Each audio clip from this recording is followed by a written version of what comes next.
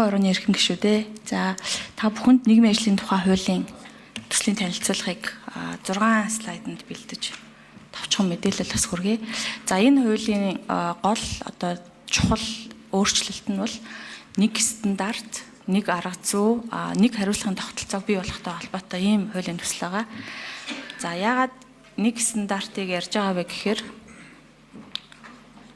нөгөөт нь өдөртөхгүй шүү. За олон улсын гэрээ конвенц, Монгол улсын үндсэн хууль, алсын хараа 2050 засгийн газрын үйл ажиллагааны хөтөлбөр, хөгжлийн бодлогын баримт бичиг, нийгмийн ажлын үйлчлэгийг иргэдэд хүргэх, амьдралын чанарыг сайжруулах, хүний хөгжлийг дэмжих чиглэлээр олон заалтууд тусгасан байгаа. Гэхдээ бид нар энийг одоо хэрэгжүүлэх, энэ үйл явцыг илүү нарийн тодтогох шаардлагатай болоод байгаа. За өнөөдөр нийгмийн ажлын одоо 2026 оны эхний улирлаар жишээлбэл Монгол улсад боловсрол, эрүүл мэнд, нийгмийн хамгаалал, нийгмийн халамж, нийгмийн хөгжил, хүүхд гэр бүлийн хөгжил хамгааллын салбарт, хууль зүйн салбарт нийтдээ 3000 гаруй нийгмийн ажилтан ажиллаж байгаа. Тэдний 80% нь төрийн одоо албан хаагчид, 60% нь нийгмийн ажилтнаар бакалавр биш, өөр мэргэжлэр бакалавр эзэмсэн ийм хүмүүс байгаад байгаа гэсэн үг. За мөн нөгөө талаасаа төрийн албаны ангилал, зэрэглэл тухайн салбараас хамаарат ТЗ, ТУМ, ТУБД, ТУМ гэд өөр ялгаатай байдаг учраас цалин хөлс, за нийгмийн баталгаа, үйлчилгээний төрөл хэлбэр, мэргэжлийн хувьд ахих дэвших, үйлчилгээний чанар, за мөн үр дүн, түүнийг үнэлэх үнэлэмж, үн цэн нь харилцан адилгүй ялгаатай байдалд орчод байгаа гэсэн үг. За тухайлбал жишээ аваад үзэхээр 25 оны 1 сараас ч илүү сум хорооны нийгмийн ажилтан, хүүхд гэр бүлийн нийгмийн ажилтны орон тог одоо засгийн газраас тогтоогоод 770 албан хаагч ТУМ 4 ангилал зэрэглэлээр одоо ажиллаж байгаа. За тэдгээрийн цалин жишээлбэл 1.3 сая төгрөгөөр тооцож байгаа гэсэн үг.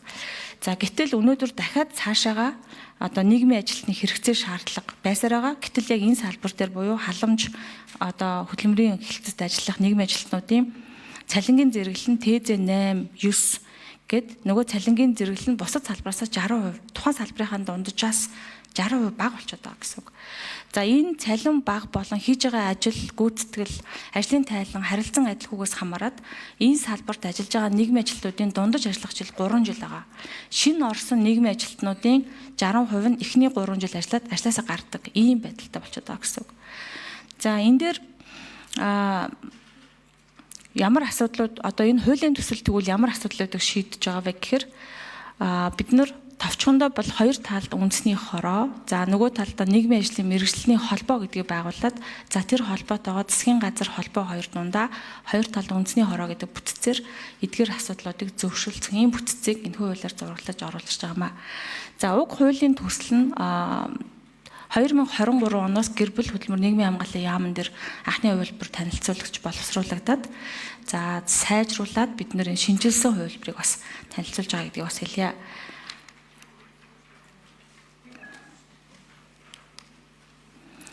За нийгмийн ажлын үйлчилгээний талаар тоо баримт дэлгэцэн дээр та хэдэд бол харагдаж байгаа. За өнөөдөр хүчинтэй байгаа 13 хууль, 162 заалтанд 20 гаруй журмаар өнөөдөр нийгмийн ажлын үйлчилгээ одоо хүрч байгаа. Нийгмийн хамгаалал халамжийн нийт үйлчилгээний за 80 гаруй хувь нь мөнгөн хэлбэртэй одоо тусламж дэмжлэг байгаа. За тэдгээрийг одоо нийгмийн ажилтнуудаар дамжиж ингэж үйлчлэгээ үзүүлж байгаа. За олон улсад яадгүй гэхэлэр төрийн аливаа үйлчлэгийг иргэнд одоо хүргэхдээ лиценз юм уу зөвшөөрөл энэ төр аваад хүргэдэг эмч гэж мэрэгжил байна, сувилагч, хуульчд байна. За мөн нэг нь бол нийгмийн ажиллагаа. Ер нь бид нар алстаа энэ өөр салбарт, өөр тушаалаар, өөр бүтцээр ажиллаж байгаа энэ нийгмийн ажилтнуудынхаа олон улсад зүй ёсоор хүргэж ирсэн, олон улсын стандартын дагуу үйлчлэгийг нь цэгцлэх ийм шаардлага тавигдаад байгаа гэсэн үг. Тэгэхээр энэ хуулийн төслийн 6-аас 18 дугаар зүйл дээр нийгмийн ажил гэж юу вэ? Юуг нийгмийн ажил гэж ойлгох вэ гэдгийг нэлээд сайн тодорхойлж өгсөн байгаа. Тэгэхээр үүнтэй холбоотойгоор бусад хуулинд нийгмийн ажлын үйлчлэгээний тодорхойлолт илүү тодорхой одоо болно гэсэн үг. Тэгэхгүй бол одоо өнөөдөр нийгмийн ажилтнууд бол янз бүрийн төрлийн ажлууд хийдэг. Заримдаа бол одоо нарийн бичиг шимшиг, заримдаа нэгэн байгууллагын одоо хүлээн авагч шимшиг те. Ерөөсөө ийм тогтсон нэгдсэн стандарт арга зүй байхгүй учраас эргүүлээд тайлан ч гэсэндээ бас нэгдсэн стандарт арга зүйгүй болчиход байгаа нь өөрөө энэ хуулийн бас нэг чухал шаардлага байгаа. За нөгөө талд энэ дөрвөн өөр салбарын зохицуулалтын журам нь хоорондоо бас харилцаа адилгүй байгаа. Тэгэхээр энэний үр дүнд нь ямар асуудал гарч байгаа гэхээр энэ нийгмийн ажлын үйлчилгээний ихэнх төрлүүд бол ер нь тэр одоо хариу арга хэмжээний хэлбэртэй байгаа буюу хүчирхийллийн үед хүүхд хамгааллын салбарт тухайн кейс хэрэг тохиолдсон тохиолдолд нийгмийн ажилтнаа яаж ажиллах вэ гэдгийг заасан болохоос биш нийгмийн ажлын бусад функцүүд болох хүмүүсийг чадваржуулах, зөвлөгөө өгөх, сургах зэрэг функцүүд бол маш бүдэг одоо тусгацсан байгаа. Хэрвээ тусгацсан байгаа тохиолдолд түүнтэй холбоотой бусад одоо зайлшгүй хэрэгцээтэй орчин бүрдүүлэх ч юм уу те тэр зүйлүүд бол одоогийн энэ 162 заалтанд байхгүй байгаа байхгүй. Тэр 20 гаруй төрлийн журамдаа ч гэсэн ялгаагүй байна гэсэн үг. Тэгэхээр энэ хуулийн дээр бид нар эхлэлтэй, төгсгөлтэй, эргээд үнэлгээтэй байдаг. За тэр нь баримтчээдэг. Ийм нийгмийн халамж хамгааллын үйлчилгээний тухай үйлчилгээг нь илүү цэгцтэй болгож зааг ялгааг нь гаргаж өгч байгаагаар бас нэг онцлог байгаа гэсэн үг. За цалингийн одоо халамжийн үйлчилгээ өнөөдөр 480 тэрбум төгрөг өнөөдөр Монгол улс одоо халамжинд зарцуулж байна гэсэн ийм тоо байдаг. Жил болгон бид нар халамжийн тухай асуудал ярьдаг. За бид нар бүр халамжаас хөдөлмөрт гэдэг ийм урайтай ингээд явдаг. За халамж авж байгаа хүн дотор янз бүрийн хүмүүс байгаа. Хөгжлийн мэргэжилтэй хүмүүс, за боловсрал мэргэжил эзэмшиж чадаагүй хүмүүс, эрүүл мэндийн асуудалтай, олон хүүхэдтэй гэдэг. Гэхдээ ер нь бол хөдөлмөр шилжихийн тулд хүнд тухайн амьдралынхаа тодорхой одоо үйл явдал тийм үү те өвчин эмгэгч байд юм уу амьдралын хүнд хэцүү үйл явдлынхаа дараа эргэж хөл дээрээ босоод өөрийгөө сэтгэл зүй болоод нийгмийн хувьд сэргээ засч авчаад ажилд орох ийм сэтгэл зүй хэрэгтэй байгаа. Тэр хэсэг өнөөдөр юу ч одоо байхгүй хоосон зай болоод байгаа байхгүй. Жишээлбэл одоо гэмтлийн эмнэлэгт осол гэмтэл орж гэмцэг хүн байлаа гэхэд яаж эргэж өөрийнхөө амьдралаа буцааж авах вэ гэдэгтэр бол эрүүл мэндийн нийгмийн ажилтнаа ажилдаг гэсэн. Тэгэхээр энэ зааг залгаанд асуудал нь шийдэгдэхгүй байгаа учраас энэ зан үйлийн өөрчлөлт энэ хувь хүний хөгжлийн асуудал нь дутагдaltaй байгаа учраас өнөөдөр халамжаас хөдөлмөрт гэдэг энэ одоо урай маань лоцсон хэлбэртэй болчиход яг үнэндээ бас одоо дутагдaltaй байна гэдэг нэг ийм дүгнэлтүүдийг бол нийгмийн ажилтнууд хийдгээ. За тийм учраас энэхүү хуулийн одоо нэг чухал зүйл бол салбар дундын уялдаа холбоо байгаа. Буюу мэдээллийн сан гэдэг зохицуулалт байгаа. За одоо төрийн үйлчилгээний хур систем, дан систем, халамж нөгөө талд эрүүл мэндийн бүх мэдээллийн системүүд бол нэгдсэн санал ба шилжиж бид нар өгөгдлийг нэг тал руу салбар цуглуулж байгаа. Гэтэл яагаад өнөөдөр нийгмийн даатгал, нийгмийн халамжийн сангаас зарцуулж байгаа мөнгөний дүн зөвхөн мөнгөний хэлбэрээр тайланд ороод нөгөө хүн нь мөнгө аваад сайжирсан юм уу, ажилд ордог болсон юм уу? За одоо жишээлбэл ял эдэлсний дараа эргээд хүмүүжигч нийгмийн амьдралд гарахтаа ямар үйлчлэгээ авсан ч гэдэг юм уу.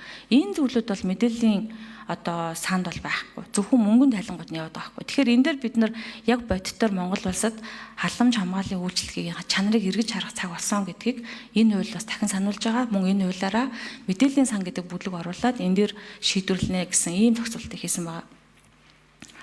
За бас нэг одоо чухал зүйл нь юу вэ гэхээр энэ хуулийн дээр та бүхэн тараагдсан одоо материал дээр бол улсын төсөвт эзлэх одоо ачааллын тухай тооцоо явсан байгаа. За энэ дээр бол анхны одоо тухайн үед нийгмийн ажлын хуулийг шинээр одоо бий болгож нийгмийн ажилтнуудыг сургахтай холбоотой хуулийн материал дээр үндэслэж хийсэн тооцоо байгааг бид нар засгийн газраас ирүүлсэн саналын дагуу засварлаж шинжилсэн төсвийн тооцоонуудыг бас гаргасан.